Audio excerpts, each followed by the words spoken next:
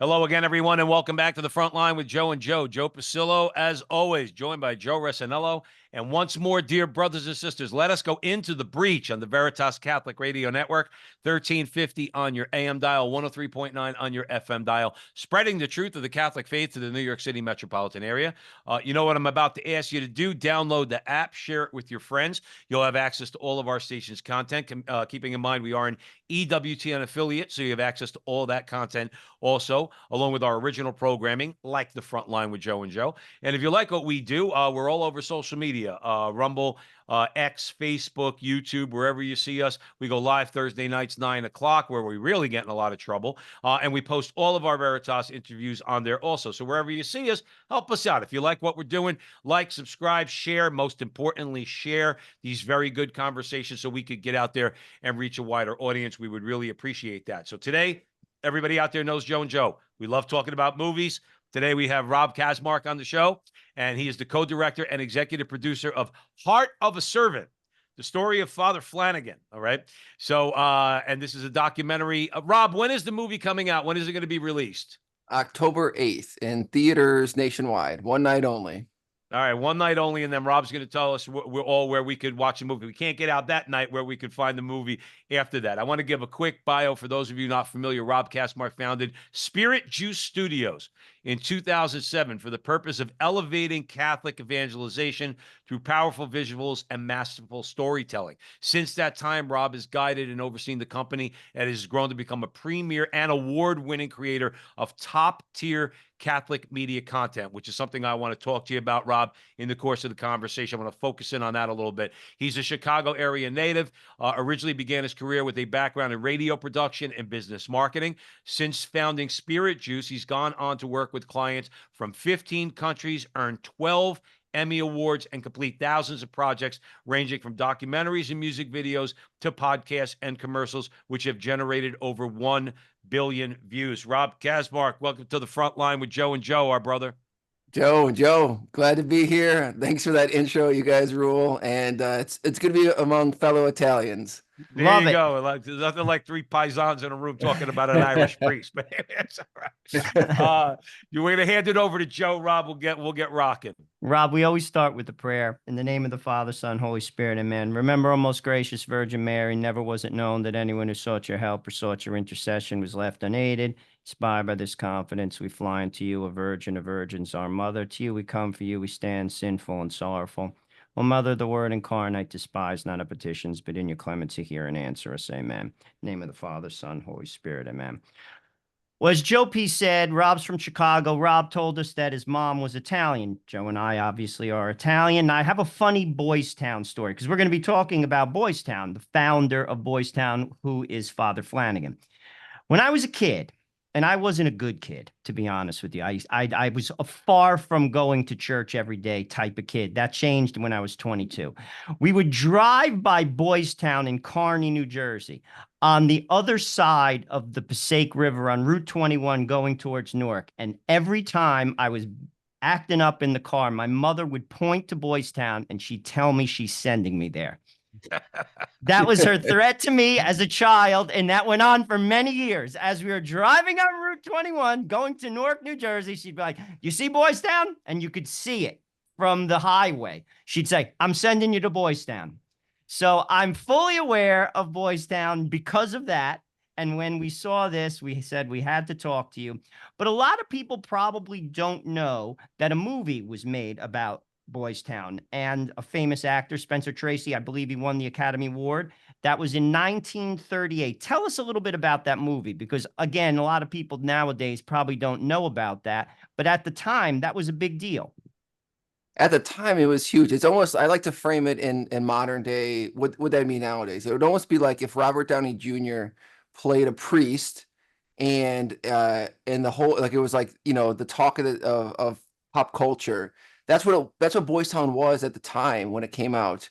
It was really hard for movies to get market penetration, and it got like over 90% of market penetration, meaning like basically almost everyone in the United States saw it, loved it, and it was one of the first films that introduced the Catholic faith in a very positive light to the country.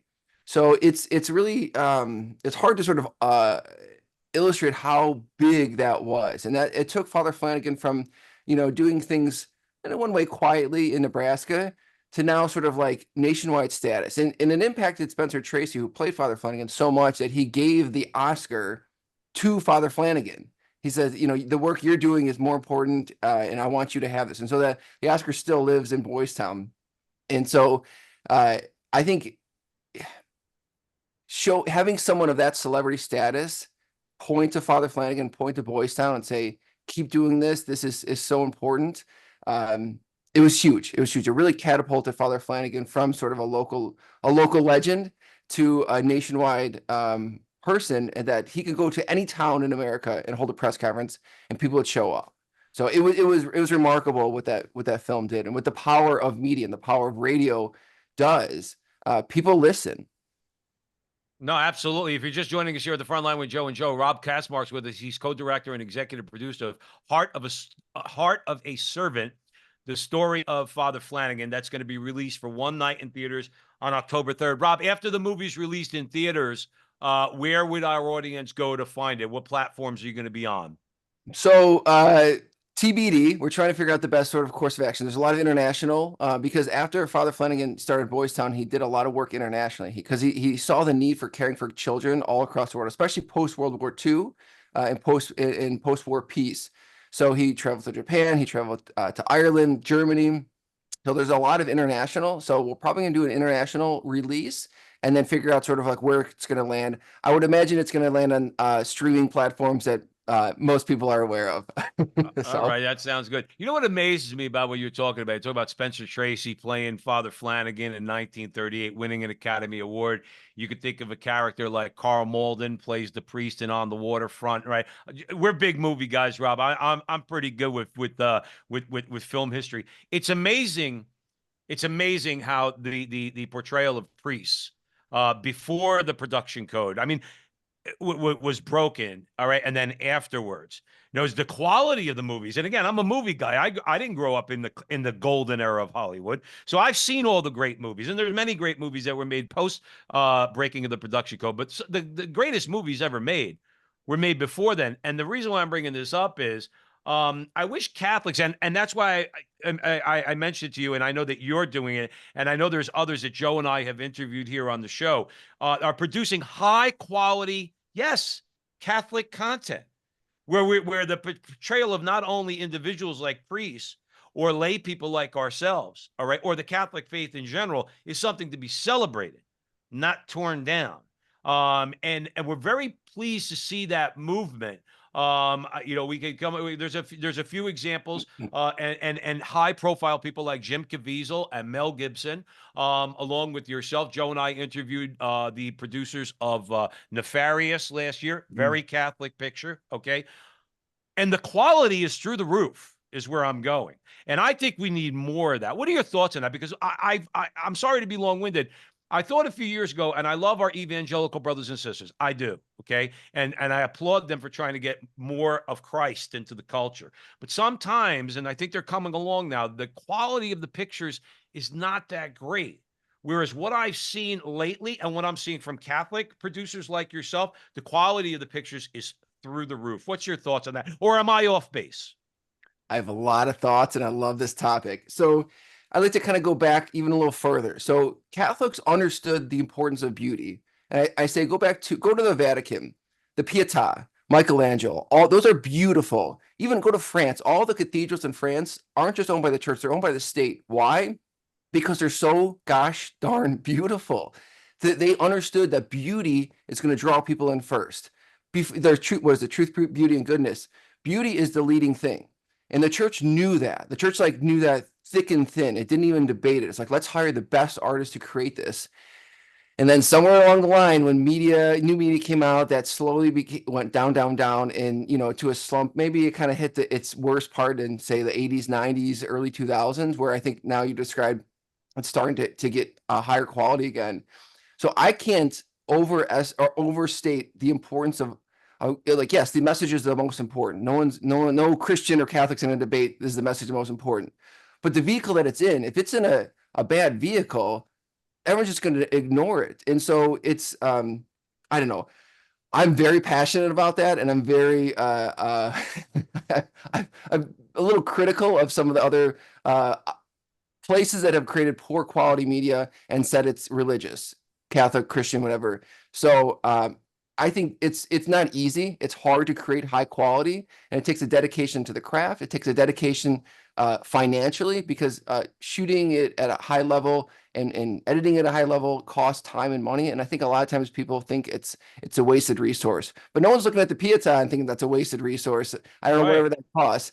They're looking at it and say that's the most beautiful thing I've ever seen. Or looking at some of these Catholic churches, how many people flock to cathedrals all across the world that aren't religious and are just mesmerized by the beauty. It's because the church led with beauty then. And I think that's what we're trying to do now in film.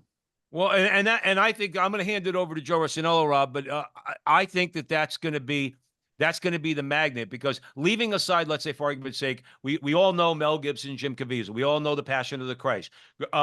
It's one of the greatest movies ever made, and it certainly is probably the best Catholic production that Hollywood has ever produced. Okay, from a quality standpoint, but now, and again, this is my understanding. I see what you're doing. We see the guys over at Corey and Joe Chuck. Corey Chuck. and Chuck with Nefarious. That was a high quality movie with a high quality actor, playing the main character. Cabrini. What's that? The Cabrini film I thought was good Cabrini quality. film. Father Stu. Okay. You're getting high profile, not just the people behind the camera, but people in front of the camera. Neil McDonough, who's also known for someone who's very Catholic, faithful Catholic, won't and will not kiss a woman in a movie because he's a married man. Okay. He's been, I heard, again, I have to verify this, but I heard he's starting a production company in Hollywood. See, the quality is being attracted. And I'm going to say on one level, Rob, and then I want a quick thought, and then we'll hand it over to Joe. On one level, it's because they also understand these movies are successful financially. And if you're financially, you could do after that, make another one, and then make another one, and then make another one, and also put food on the table in the meantime. Quick thought on that, Rob, if you don't mind. I mean, Hollywood is attracted to, like, the reason why there's so many remakes is because of IP. They know IP sells. And so I think Hollywood's looking at this from a purely financial standpoint. Okay, faith-based movies, people are going to see them. They're supporting them. Maybe we should put more of them, because it's one thing to make a movie. It's another thing to get it distributed. That's half of making it. There's so many movies that are made every year, religious and non-religious, doesn't matter. And then they never see the light of day because they don't have the proper distribution. I think Hollywood's acknowledging, like, oh, people people want this. There's a thirst for it. And so we should give an outlet for it. And so there are more getting made. There's more, there's less friction. I think there's a lot more friction before. It's like, well, why would anyone want to go see a religious film? But it's like, well, the quality's there. They're making quality stuff. People are supporting it. So you're seeing more and more of it. It's a bit of a supply and demand. People are demanding it. And so they're supplying more of it. Well, it's great. Thank God that there's a demand. Take the demand side of the equation. Thank God there's a demand. If you're just joining us, Rob Kaczmark's here. He's the co-director and executive producer of Heart of a Servant, the story of Father Flanagan. It's a documentary film that's going to be in theaters on October 3rd. And then Rob will come back, hopefully, if he likes us. Rob will come back and let us know when, where others could see it. And we'll have another great conversation. Joe Rossinello, where do you want to go?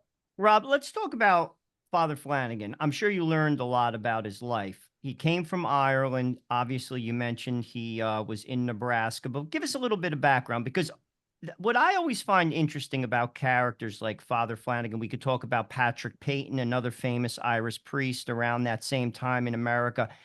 There's something, Mother Teresa, like, there's something that makes them different. Like, I believe, and this is my own thoughts, Mother Teresa's father got killed.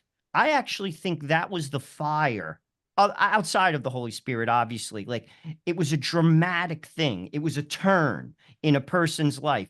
What made this man do what he did? Because ultimately, he didn't just go down the road of just being like your average priest. I mean, like, he did something that was Herculean, and there has to be an event. What did you learn about his life? Tell us a little bit about him.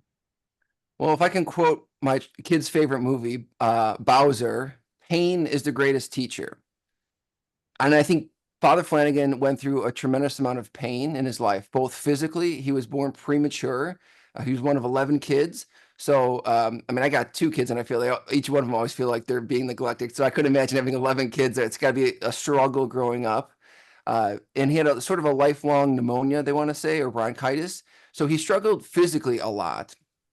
But then just looking at his life, and he had to leave the seminary several times because he was that ill. But when he landed in Nebraska, his first assignment, he seen the pain that was there. There was a drought that had just occurred, and he was trying to work with men. It was just in the Great Depression, and trying to help men that were. If you've seen the movie Boys Town, the kind of the opening scene where there's a man basically just about to be killed. He's in jail for doing something terrible, and he's like, why couldn't someone be there, like that man's parents died, be there to help him then? So Father Flanagan saw the pain that these men were going through at the time, and having no one around, and just the despair, and wanting to kind of help at an earlier age with these children. And so that's where he started this home for boys, where he can, give them a good home. Because we know, I mean, his phrase was, there's no bad boy, there's no bad child. And giving someone a great place to live in can really give them just the opportunity to grow to, as Father Flanagan says, great American citizens. That and not just great American citizens, but great to be saints. That's what he called all of his kids there for, to be a saint. And so, as much as I just don't like going through the hard things in my life, I look back at them, and they've all helped me to become stronger. I mean, even just something simple is working out. I hate working out, but it makes me stronger. And so if you look at the struggles in Father Flanagan's life, or even in our own life, they're there. God puts the struggles in our lives, or allows the struggles to happen sometimes, so we grow closer to God. And really, it's suffering that unites us all. That's our humanity. Everyone in the entire earth, the one thing we all have in common, well, several things, but the one thing for sure is suffering. And if we can be the humanity in that suffering, we can come together in that. And so I think Father Flanagan recognized the dignity of each person, each young boy, the potential, and want to alleviate some of that suffering to bring them to the best that they could be. No, absolutely. Rob Kaczmark here is joining us here at the front line with Joe and Joe. We're discussing Heart of a Servant, story of Father Flanagan. Let's talk about, you said coming together. Okay. There's not a lot of that going on right now. Rob, I promise I'm not going to get you in trouble. I promise I'm not going to get you in trouble, brother. Okay. I can't Joe promise and I won't get in enough trouble. What's that? I can't promise I won't get myself in trouble. All right. Well, listen, you're You're in the right place here at the front line with Joe and Joe, brother. Everything nowadays is division. The funny part about it is, or not so funny part about it is, those who consistently say that we need to come together, in my view, and Joe will agree with me, and maybe you will also, are usually the people that are dividing us, and they're dividing us. One of the main ways they like to divide people is by race. Okay. And what different people believe. So, and it's all division. And why do I bring this up? Because we're Catholic men. We understand we're all one in Christ. You want the solution to racism? We're all one in Christ. Pretty simple, not simplistic, just simple concept. Okay. Father Flanagan and Boys Town did not just cater to and serve Catholic boys. Am I correct in that? My understanding is that Boys Town was for boys, and it really didn't matter. This is 1930s America. It really didn't matter what skin color you were and what you believed in. If you were in need of Boys Town to help you, the doors were open. What are your thoughts? Am I correct in that, by the way? You are 100% correct. I mean, it was all, and so any creed, color, or economic status. So it didn't matter what race, what religion, or where you were, whether you're rich or poor, it didn't matter at all. So much so Father Flanagan, after he was trying to help homeless men, he started a home for boys in Omaha. When he started the home for boys in Omaha, there was something that at the time made popular called the Jim Crow laws, which didn't allow white people and black people to be housed in the same thing. So basically, the fathers of Omaha, the people that sort of ran the town, said, you can't be doing this. You have to have, the white kids over here, the black kids over here, the Jewish kids that way.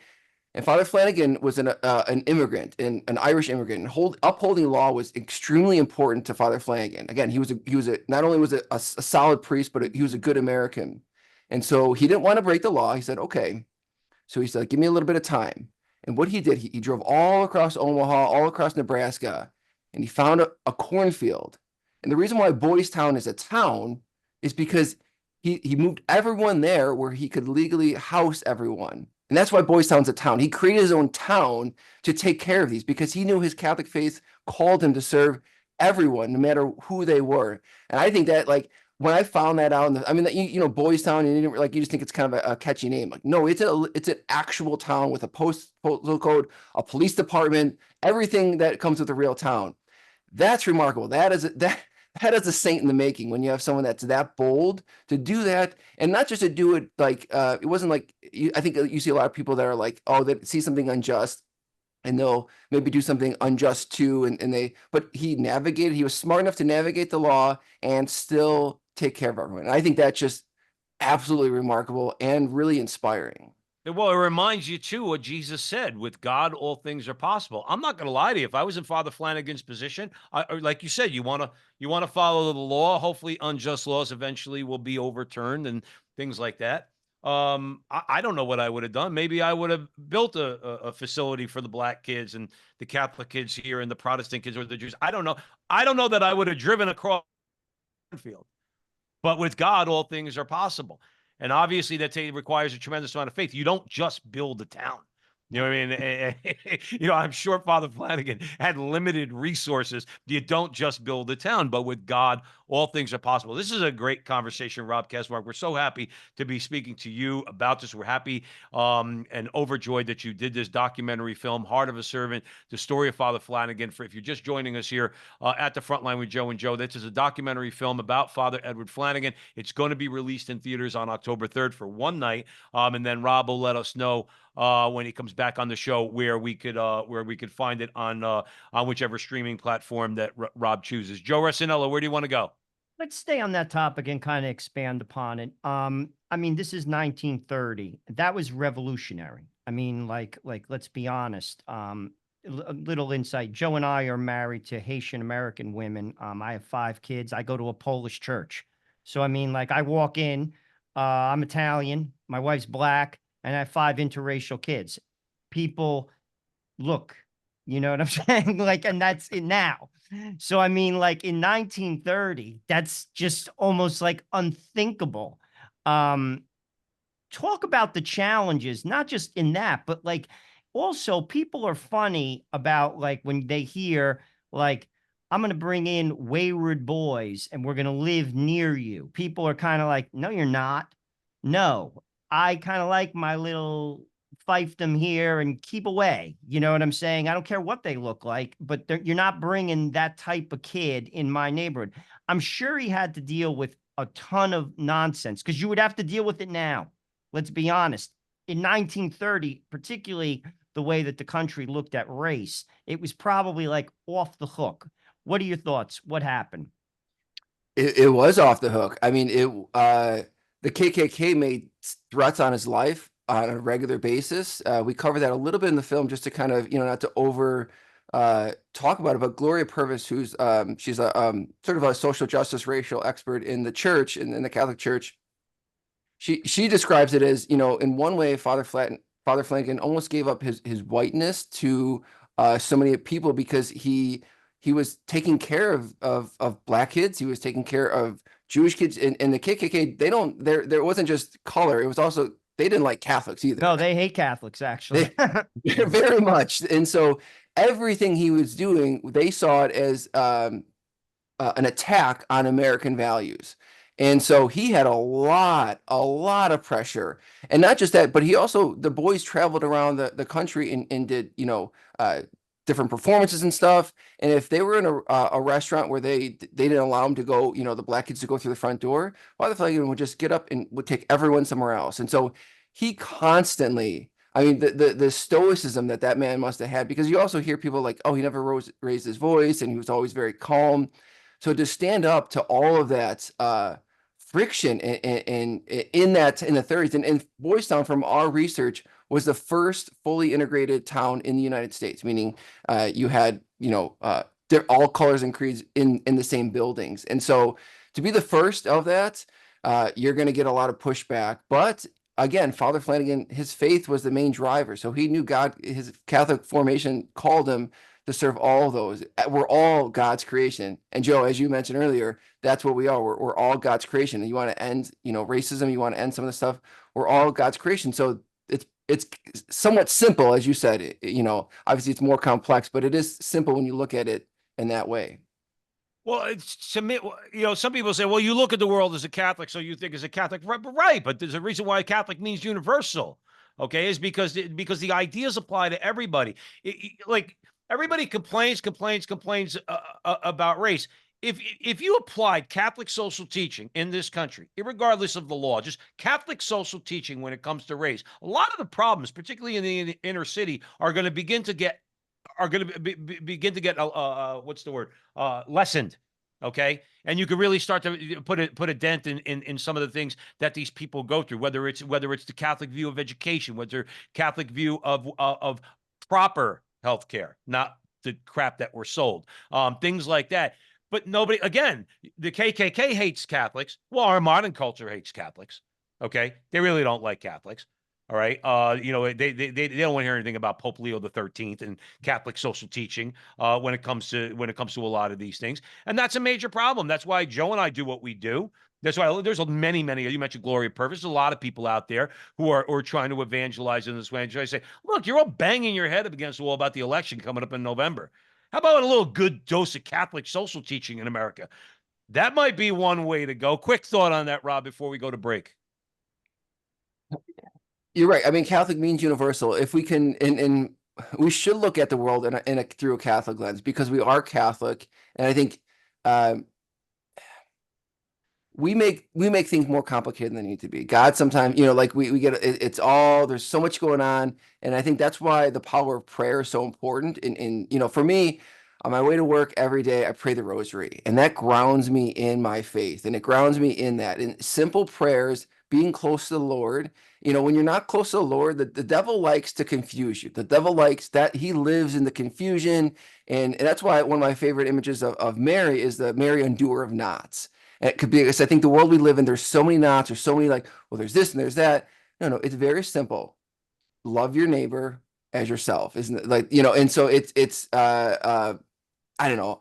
I couldn't agree more. And I just think if you ground yourself in prayer, stay close to the Lord, it's easy to live out your faith, and it's easy to care for the person in front of you. Well, that's why we're happy that you're doing what you're doing, Rob Kaczmark, and who, if you're just joining us, the front line with Joe and Joe, we're going to take a quick break. But Rob is the co-director and executive producer of Heart of a Servant, the story of Father Flanagan. These things, Joe and I say on the show all the time, Rob. I don't know what the purpose of this show is, but if one person converts to the Catholic Church because of this show, and I don't care if we do it from now till the day we die, we've done something that is an infinite good, and so are you. That people look at somebody like Father Flanagan and this film, and God willing, other films that you're going to be doing in the future, and do the exact same thing. So Rob Kaczmark's here with us. We're going to take a quick break on the Veritas Catholic Radio Network, 1350 on your AM dial, 103.9 on your FM dial, spreading the truth of the Catholic faith to the New York City metropolitan area. Remember, the movie is going to be out in theaters one night, October 3rd, and then it'll be streaming somewhere. October 8th. Oh, I'm sorry, October 8th. I apologize. I said October 3rd a couple times. I apologize. It's playing now on October 3rd. But stick around. We'll be right back with Rob.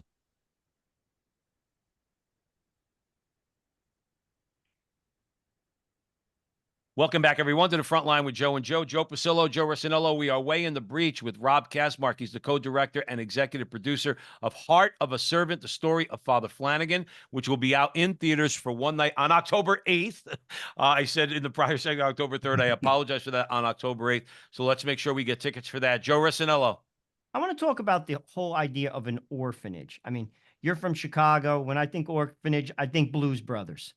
But then, I mean, here, Father Flanagan, he starts an orphanage. And I have actually, believe it or not, an orphanage story. And then after I tell this story, I'm not going to belabor the story, but I want to go into what I want to discuss. I backpacked in Cambodia and I visited an orphanage when I was there. And it struck me, and I said to myself, there are no orphanages in America. There's no more. Where are they? Well, all those children are aborted. And I think about, when I hear this story, I think to myself, here's this man who's taking care of children who are in need. Well, they don't exist anymore because they're killed by abortion. Talk about the tragedy. Babe Ruth came from an orphanage. Think about, and not just one person, think about all the potential that has been lost in America, because you never hear of like, oh, there's an orphanage just doesn't exist anymore. Let's talk about that, because that's a big change from his time to now. And that's a real change. And if you ask me, we lost so much potential in this country because of it. You know, the work we do at Spirit Juice, we've been working in this field for 17 years, and we've had the privilege to work on a tremendous amount of pro-life films, short films, commercials, narratives, documentaries, and I've had the opportunity to interview pretty much every pro-life person across the country. I would say one of the things that was one of the most impactful, and I think where it hits me to the core is we were doing a documentary, not in the United States, but in China, where there's the one-child policy. And if you're not familiar, although I believe it's changed a little bit now, you're only allowed one child. If you have more than one child, they either need to be aborted or sometimes they're sent to an orphanage. And a lot of times what happens is that the children that have some sort of special needs, whatever that may be, large or small, are sent to an orphanage. I was traveling. We were there with about 10 people. 2 of them were priests. We had to call them uncle because of they couldn't be walking around and calling priests. And we were going to an orphanage, and this was run by the state. So there's some that are run by lay people from the United States, and they're great. They're amazing places. They're very cared for. But the ones that are run by the state are understaffed. They're underfunded.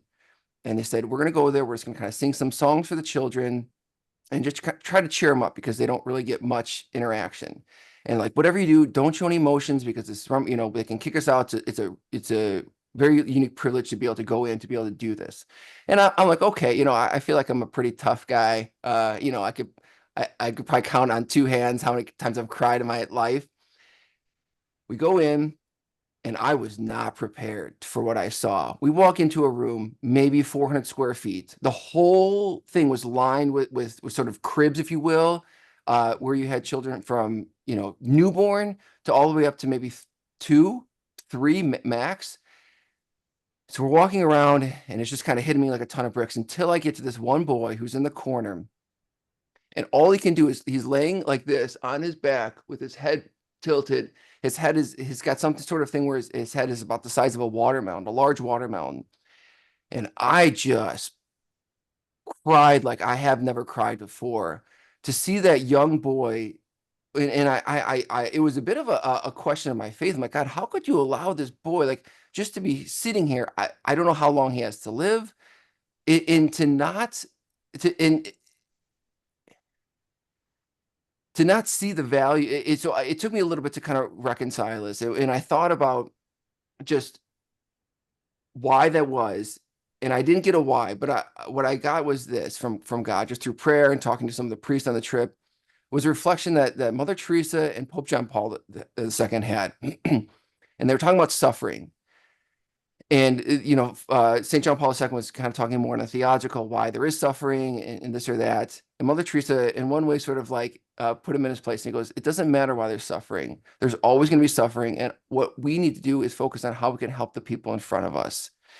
And so I think about helping the people in front of us. And that's what Father Flanagan did. That's what pregnancy centers in the United States do, that are in crisis pregnancies, that help people, because the intrinsic value, no matter where you are in the world, no matter what your status is it's infinite worth. God loves me no more than he loves you, no more than he loves someone across the sea. No matter if I do 1,000,000 good things or 100 bad things, he's going to love me the same. That's one thing that God can't, or he can't stop loving us regardless. And so I think caring for the person in front of you and caring for the most vulnerable is so important. And I think we've lost a lot of that. And I think the pro-life movement does a great job of that, caring for those who are the most vulnerable. And I think Father Flanagan did that for the people he saw in Omaha. Absolutely. Rob Kaczmark joining us here at the front line with Joe and Joe. So the new movie's coming out. It's a documentary, Heart of a Servant, the story of Father Flanagan. Rob, let me ask you this, to stick with, get back to the documentary for a second. So you interviewed a bunch of people for this documentary. Who are they? Who are some of the people? My understanding is the list is pretty impressive. Yeah, so we interviewed one of the cool ones was Ed Flanagan, who's a great nephew of Father Flanagan. So the fact, and he actually, well, unfortunately, his mom passed away when he was young, so he attended Boys Town himself because his father traveled and he needed a place to stay. So he was an awesome character to interview.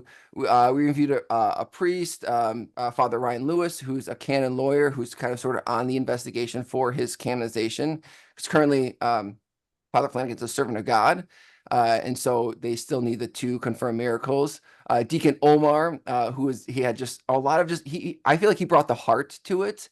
You can go on Wikipedia right now and read about the life of Father Flanagan and almost get the same information as if you were to watch the film. But I think what the film does is introduce these small little stories that most people would have no idea that even happened. One of those in particular was Deacon Omar describes a story where there was an altar server, and so they had, there was mass every day, and one of the altar servers felt like he couldn't receive communion, and Father Flanagan didn't pry, but afterwards he went to give them all a blessing, as he always does, and he goes to him, and Deacon Omar, gets a little emotional in this scene. He goes, "Dear," because that's how he dressed all the boys, "don't you know there's so much here to make you a saint?"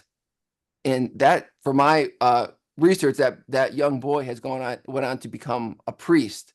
And so Father Flanagan cared so much about these boys, and not just to make them strong, but to make them saints and to give them the opportunity. And I know, like, even for my own faith, I didn't come to my own. Like, I'm a cradle Catholic, Italian mom. I'm going to church on Sunday, whether I like it or not. But it wasn't until I made the faith my own where I really came into it. And I think that's what Father Flanagan, the genius of that was, where he didn't force the faith, but he gave all the opportunities there. So when the student was ready, the teacher was there to teach them about the faith and to really have them take it on their own. How is this is a follow-up to that question. How is Father Flanagan remembered, or how do people know of him or remember him in his native Ireland? So now it's better, but what he did, so after Boys Town, the film came out, he had a lot of international fame. He was invited to go back to his hometown in Ireland. And at first, the trip was fantastic. I mean, he was like equivalent of like a president or a major celebrity coming. He'd go into a stadium and everyone's there to hear him speak. They wanted to hear so much about all the stuff he did. But in Ireland, there was a lot of inadequate care for young children. There was almost like troubled teens or troubled kids would go to these homes, and they're almost like work camps, to sort of say. And so Father Flanagan heard about this, and so he kind of, not secretly, but after he'd give a talk, he'd just go unannounced to some of these places to see what was happening. And Father Flanagan, as he always had been, is outspoken on any injustices. And so he said, this is a shame for how you're treating your children here in Ireland. And so Ireland, they thought they were just going to get a pass because he's a native. It's like, oh, it's his home country. He's just going to say everything's good. But he's like, it's not good. And so they essentially wrote him out of Irish history for a long time because he was not, he didn't give him a pass, but nor should he give him a pass. He saw these kids living terrible lives. It wasn't their own fault. They just put them in these homes because they were deemed to be troubled. They didn't even commit any offenses, but they're like, they're probably not going to do good, so let's just put them here. So it was unfortunate, but now as times pass, and I think the Irish people have seen him now in a more positive light, and he's looked at more pleasantly now. But it wasn't so good several years ago. Just a quick comment, Rob, and I'm going to hand it over to Joe. You know what bothers me? And I hear that a lot. You hear that a lot in the abortion argument. Well, what kind of life are they going to have anyway? Like that type of thing. Nothing bothers me in my soul more than when people who the hell are you? Who the hell are you to say whether or not is going to go on to, and what do we call a successful life?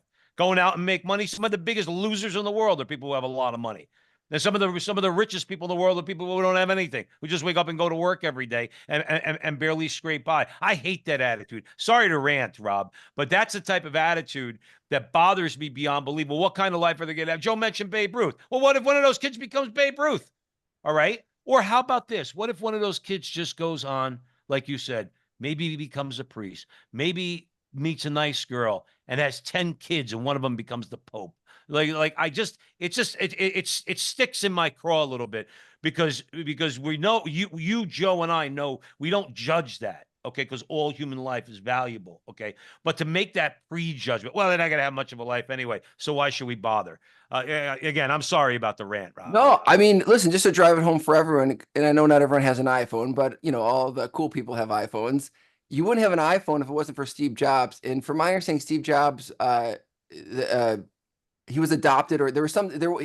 I think he was in a situation where he potentially could have been aborted or something. And I don't know. I don't want to speak on like the full details of that, but we wouldn't have iPhones if it wasn't for Steve Jobs. And if that sort of mentality that you described was true, then here we are all using Android phones or something. So yeah, and obviously that's you don't have to do amazing things just to give your life value, but the potential we have, big or small, it's not our job to cut it off and say, oh no, that was the same sort of mentality that Father Flanagan faced back then, where it was like, well, they're deemed to not be good, so let's just have them go in manual labor. No. That is not good to treat. We wouldn't want to be treated like that. So why are we treating other people like that?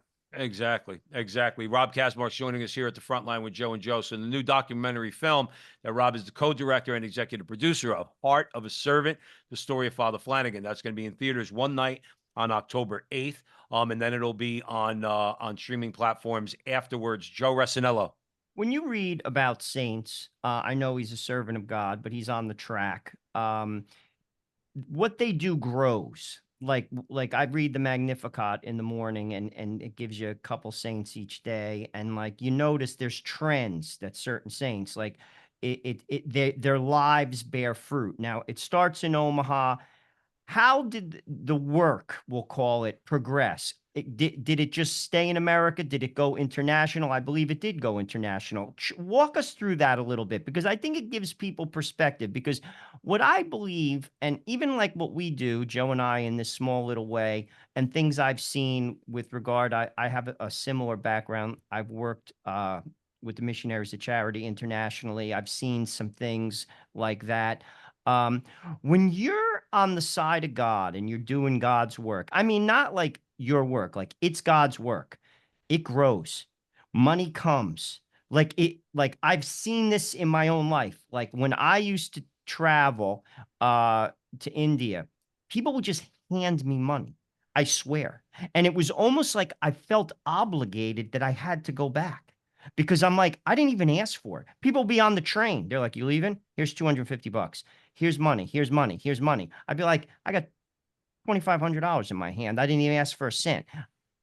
Like that's how it works, because you're doing God's work, and he was doing God's work. Walk us through the growth of this. Because here we are, we're talking about this man to this day. That says something to me. He's not just doing he's not like an NGO.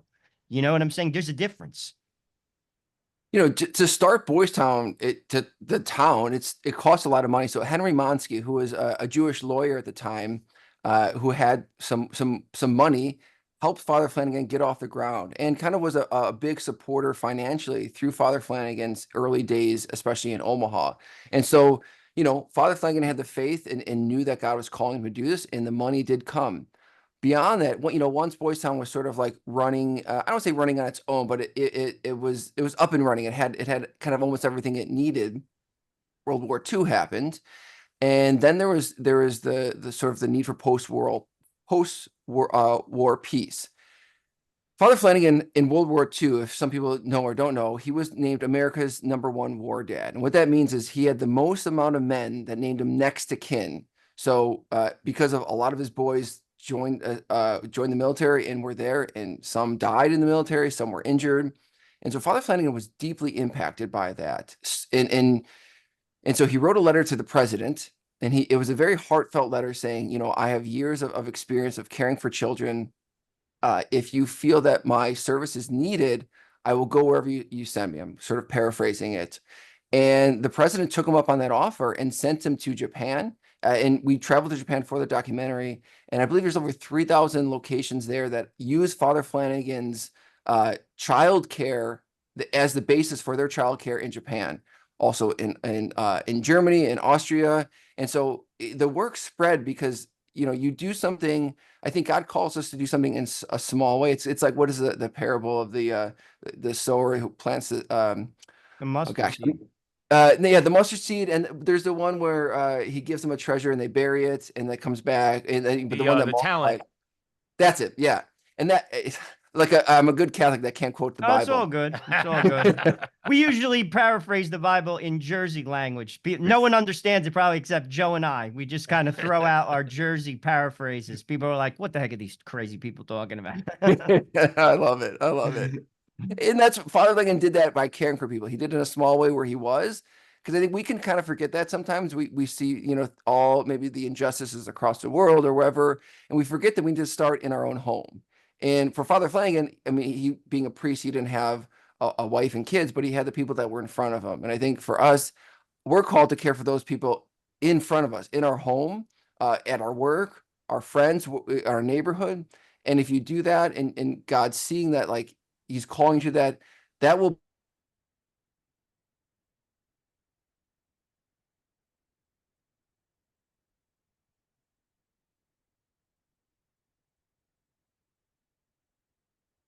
So Rob, let me ask you this. Getting back to a little bit of being a magnet for some talented people, some highly skilled people behind the camera, in front of the camera. So Jonathan Rumi, who's obviously, for those out there who don't know, in the series Chosen, plays Jesus. He narrates this documentary, which I think is awesome. All right, he's got a great voice. Right, I could, even if I just heard his voice and never knew him from The Chosen, I'd be like, yeah, that's a really good choice. How difficult it is, or difficult is it, to attract the high level, more visible talent that's out there?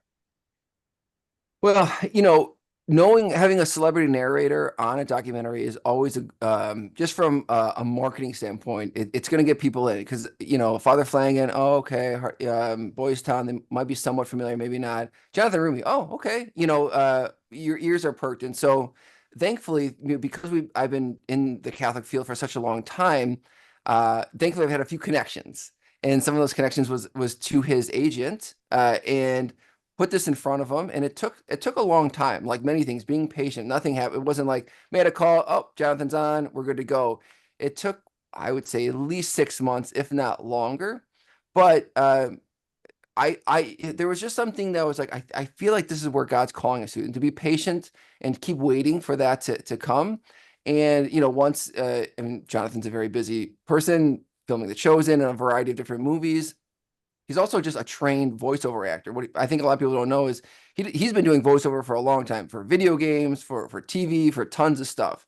And so once we got the official yes, it was incredible. And then actually spending time with Jonathan, he really, really resonated with the story with Father Flanagan. I remember the day we were doing the voiceover, he was telling just how he was praying to Father Flanagan, how he's been praying to him, for his intercession on several things. And so he found us just a strong connection. So I like to think God God knew the plan, and it was just us sort of like being patient, asking the right questions.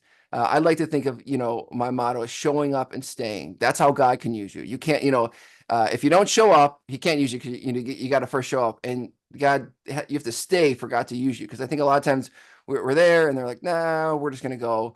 But showing up and staying is so important. That's what we try to do through this film. And Jonathan did that, throughout this whole process, which has just been awesome. That's why Joe and I constantly pound the table on staying close to the sacraments, because the sacraments, one of the things you get from that grace is you get patience.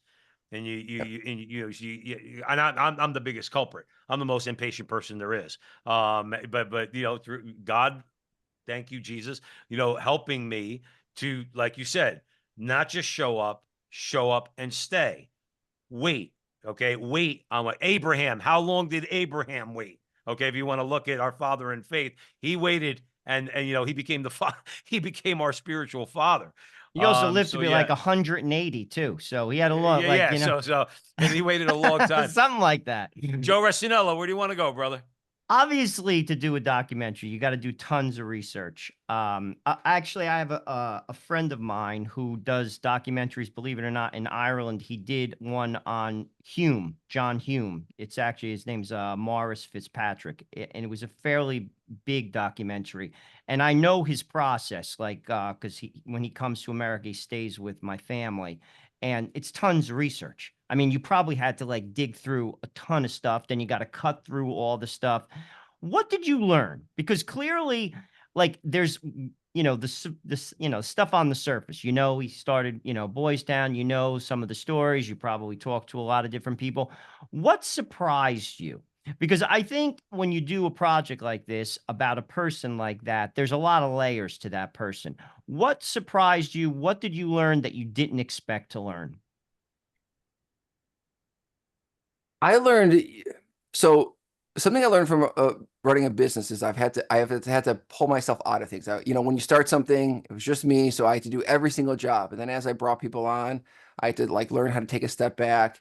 And then, some people encourage me to like, oh, that's kind of, you shouldn't be doing that. That's kind of beneath you, this or that.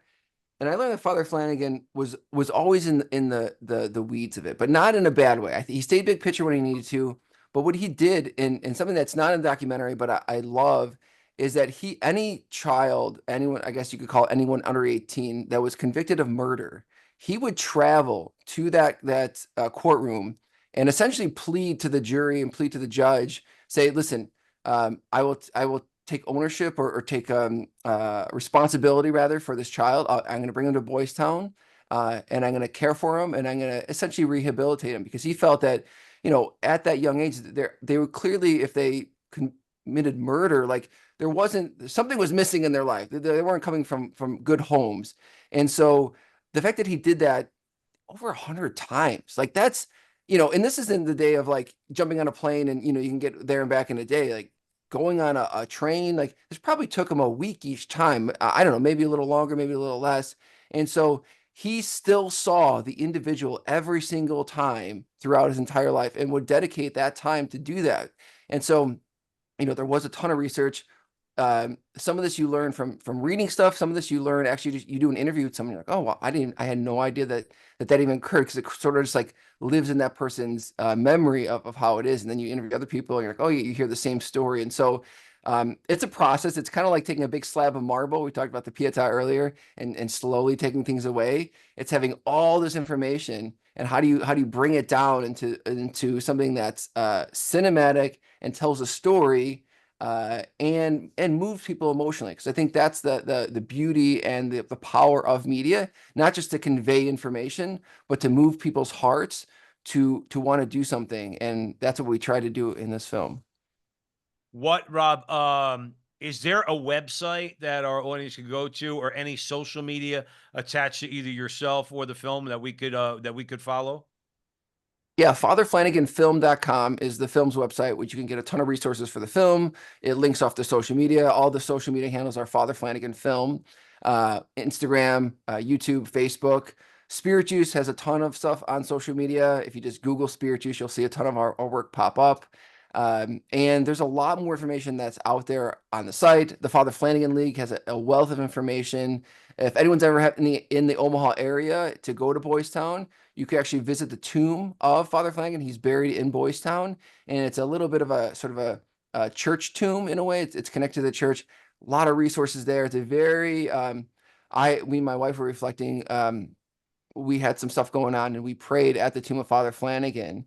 And I don't know, maybe it'll be considered one of the miracles. Probably not to go into it too much here, but there is power. There's a lot of intercession in his work, and I would just encourage people to learn more about it.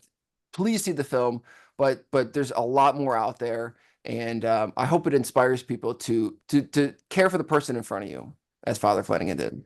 Now, I hope you're not going to get mad at the question, but we always ask, anytime we talk to anybody who's having produced a film, made a film, what Spirit Juice have on the table right now? You got what's the future look like? What can we hope for from Spirit Juice? We have another film we're working on. Production will start in about a month. I think right after the release of this, we go into production for it. Unfortunately, I almost gave it away. Someone asked this question earlier, and we signed an NDA, so it should be coming out in about a year from now. Or at least you'll hear more about it. Probably in a few months, it should get announced. So it'd be pretty cool. Well, come back. You Yeah. know, I mean, once it's announced and you could get around the NDA. Well, I'll ask you this much. Is it going to be a dramatic feature or documentary? It'll be another documentary, although Cool. there's some narrative talks about a few different projects that Father Flanagan, this started in 2017. So a lot of times projects take a long time. This one we're working on is a shorter runway. So we have a few things in the works that are a slower burn that I hope see the light of day, but we have other ones that will definitely be coming out in about a year. And I think it'll be a pretty cool experience. Well, I don't know what your thoughts are about the last hour or so you spent here at the front line with Joe and Joe, but we'd love to have you back. I'd love to be back. Hey, Talk about the next one. Rob Kaczmark, co-director, executive producer, Heart of a Servant, the story of Father Flanagan. That's going to be in theaters on October 8th for one night. And when Rob comes back, he'll let us know. Or you go to the website and sign up, put your email in, and I'm sure the information will be popping up in your inbox when it starts to be on any other platform, streaming or otherwise. Rob Kaczmark, thanks for joining us here at the front line with Joe and Joe. And as I said, you're welcome back here on this show anytime, our brother. This was an absolute pleasure. thanks, guys. I can't wait to come back.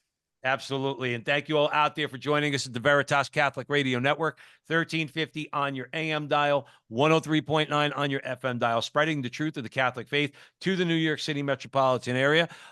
Make sure you download the app, share it with your friends, wherever you see Joe and I on social media, X, Rumble, Facebook, YouTube. Please like, subscribe, share, do all that fun stuff. When you're watching this interview, please share it so people go out and they buy tickets and stay up to date on this project and other projects that Spirit Juice will be producing. Rob Kaczmark, thanks once again. Thank you all out there. And remember, until the next time, that our conversation is your conversation, and that conversation is going on everywhere. We'll talk to you soon.